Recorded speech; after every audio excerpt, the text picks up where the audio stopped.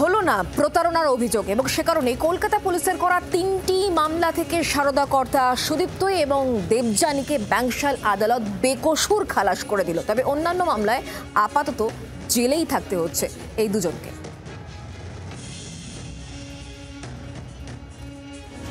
বেকসুর খালাস সারদা কর্তা সুদীপ্ত সেন।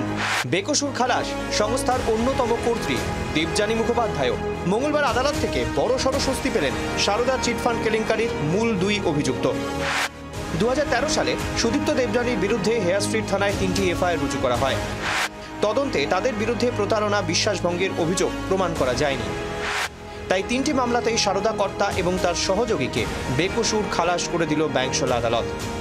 আদালতের তরফ থেকে যেটা অবজারভেশন দেওয়া হয় এই রায় দিতে গিয়ে, যে 15 জন মূলত সাক্ষ্য দিয়েছিল রাজ্য সরকারের তরফ থেকে বা প্রসিকিউশনের তরফ থেকে, সেই সাক্ষ্য কিন্তু যথাযথ হয়নি মূলত এই অভিযোগ প্রমাণ করার ক্ষেত্রে। সেই কারণেই এই 2 অভিযুক্তকে বেকসুর খালাস দিল আদালত। সাক্ষ্য প্রমাণের অভাবে এই কথাটা আমি বলবো না। আমরা ফুল ফেস ট্রায়াল করেছি।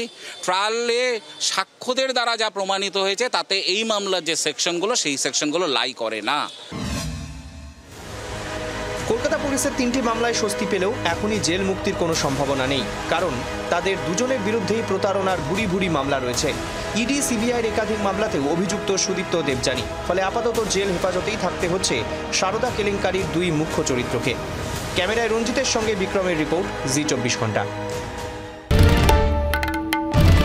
বাংলার আওয়াজ, বাঙালির আবেগ, জি 24 ঘন্টা।